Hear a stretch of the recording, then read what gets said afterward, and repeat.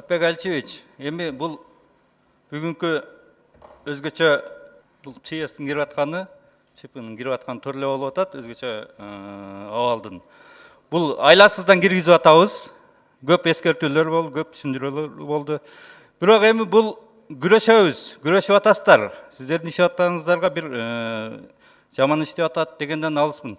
Бирок экономикалык вирус эмне болот? Экономика менен кандай күрөшөсүздөр? Элдин тиричилиги кандай болот? Сиздер бул президенттин указын, парламенттин колдоп беришин билгенсиздер. Эгер оорулашып кетсе, ошого даяр болгонсуздар. Кандай болот? Элдин тиричилиги, производство кандай болот? Шаарга, Бишкек шаарында көп өндүрүш бар. Алар кантет? Күнүмдүк бир күндө окатын кылган эл кандай кылып тиричилик кылат? Бишкекте турган канча квартиранттардын окаты кандай болот? Ушулар боюнча сиздерде бир программа, бир алдын алуу иш, ушу элди эртеге көчөгө чыгып кетпес үчүн бир үндөй турган, бир дем бере турган бир ишиңер барбы?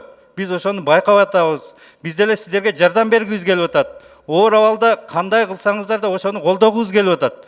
Бирок эртеңки тиричилик өтө оор абалда болушун бир күндүк 1 килограмм эт же бир нанга тапкан тиричилик кылгандар көчөдөн ардеке сатып же бирдеме кылгандардын окаты кандай болот?